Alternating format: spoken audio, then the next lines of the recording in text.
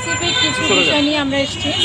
কিছু দাবির কথা যদি আপনি বলতে চান, সেক্ষেত্রে যে প্রতিনিয়ত যে শিশুরা যেভাবে নির্যাতিত হচ্ছে, নারীরা যেভাবে নির্যাতিত হচ্ছে এবং শিশু নির্যাতনের হার উদ্বেগজনক হারে বৃদ্ধি পেয়েছে আমরা দেখছি। চারিপাশে প্রতিদিন নিউজে কোনো না কোনোভাবে শিশুদের নির্যাতনের বিষয়গুলো উঠে আসছে এবং আপামর জনসাধারণ প্রত্যেকেই কিন্তু, আমরা শুধুমাত্র নারীরা নয়, প্রত্যেকেই কিন্তু এই বিষয়টি নিয়ে অত্যন্ত উদ্বিগ্ন।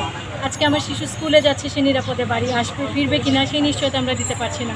আমাদের যে শ্রমিক বোনেরা কাজে যাচ্ছে, তারা ঠিকমতো বাসায় ফিরতে পারছে কিনা, নিরাপদে আসতে পারছে কিনা, সেই বিষয়টি আমরা নিশ্চিত করতে পারছি না।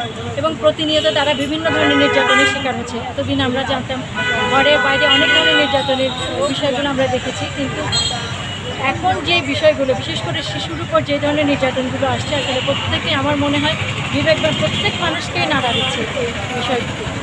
সেই জায়গা থেকে আমরা চাই শিশু এবং নারী নির্যাতনকারী কোনো অপরাধী যাতে কোনোভাবেই আইনের ফাঁকফোকর বলে বেরিয়ে যেতে না পারে এবং প্রত্যেকটি অপরাধের সুষ্ঠু বিচার এবং পাশাপাশি নারী এবং শিশুর যে নিরাপত্তা, সেই নিরাপত্তার জায়গাটি আমার মনে হয় রাষ্ট্রের পক্ষ থেকে রাষ্ট্রের কাছে আমার একটা আবেদন থাকবে এবং প্রত্যেকটি মানুষকে আসলে এইসব শিশু নির্যাতনের বিরুদ্ধে দাঁড়াতে হবে, যাতে আপনার প্রত্যেকের শিশু নিরাপদ।